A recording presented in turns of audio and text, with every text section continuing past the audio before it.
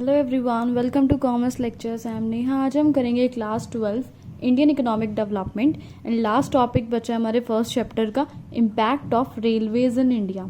यानी जब British rule था तो रेलवेज का क्या पॉजिटिव और क्या नेगेटिव इम्पैक्ट पड़ा हमारे देश में, वो हम पढ़ने वाले हैं। सबसे पहले है पॉजिटिव, क्या क्या हुआ था कि रेलवेज आई हमारे देश में जो ब्रिटिशर्स लेकर आए। So railways helped in expansion of domestic market, यानी हमारे देश की मार्केट एक्सपेंड हुई यानी बढ़ी, क्योंकि अब हम सामान एक स्टेट से दूसरी स्टेट में जाकर बेच सकते थे, इसलिए हमारी डोमेस्टिक मार्केट बढ़ गई। सेकेंड पॉइंट है because of railways there was rise in exports and imports. Export और इम्पोर्ट बढ़ गया था रेलवेज के आने से। कैसे? क्योंकि अब हम अपने देश से सामान जो है पोर्ट्स तक पहुंचा सकते हैं ताकि वो दूसरे देश में जाए और बिक सके, या फिर दूसरे देश से जो है सामान हमारे देश में आ सकता था रेलवेज की वजह से। Next is railways helped in commercialisation of agriculture. तो ये चीज पॉसिबल हुई, यानी पहले एग्रीकल्चर किस लिए किया जाता था? खेती बाड़ी सिर्फ फार्मर्स अपने लिए करते थे, खुद के जीने के लिए करते थे, लेकिन अब उसे कमर्शियलाइज कर दिया गया। उसको सामान को, जो प्रोडक्शन होती थी, जो क्रॉप्स उगाई जाती थी, उसको बेचने भी लगे थे रेलवेज की वजह से। क्यों? क्योंकि अब हम गुड्स को, अपने क्रॉप्स को एक जगह से दूसरी जगह पे मूव कर सकते थे, ट्रांसपोर्ट कर सकते थे, उसे दूसरी जगह जाकर बेच सकते थे।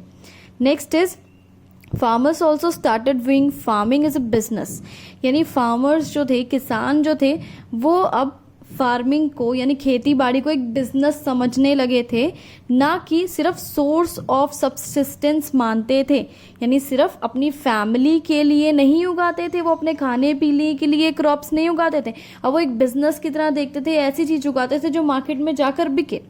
Next is it had broken the barriers of distance, यानी पहले क्या होता था, डिस्टेंस बैरियर मतलब होता है एक तरह से रुकावट होना, किसी चीज में प्रॉब्लम होना। तो डिस्टेंस पे, ज्यादा डिस्टेंस पे किसी को जाना है तो पॉसिबल नहीं हो पाता था, बहुत सोच विचार करके जाना पड़ता था।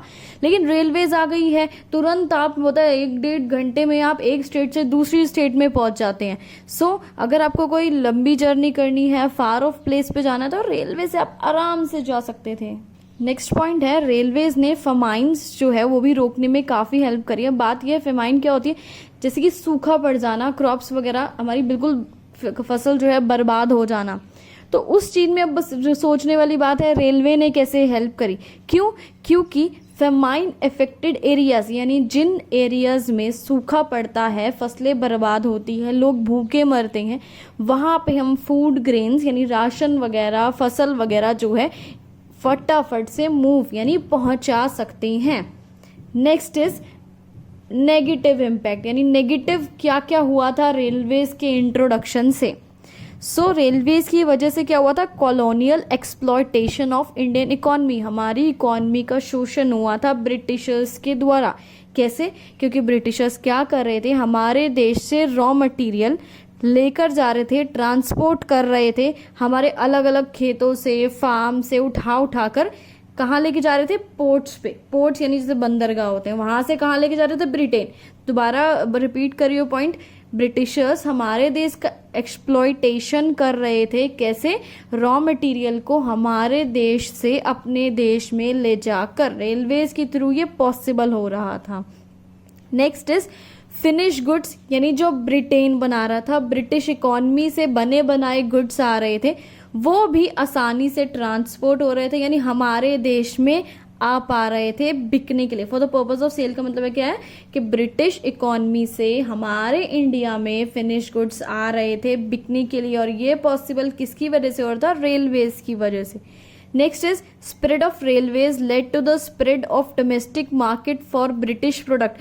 और जितना जितना रेलवे स्प्रेड मतलब होता फैलना या बढ़ना, रेलवेज बढ़ता जा रहा था, उतना ही जो ब्रिटिश के प्रोडक्ट है उनके लिए मार्केट बढ़ रही थी। कैसे? जहां जहां ट्रेन जाएगी, इसका मतलब है वहां वहां ब्रिटेन के लोगों के गुड्स भी पहुंचेंगे, तो उनकी मार्केट बढ़ रही थी।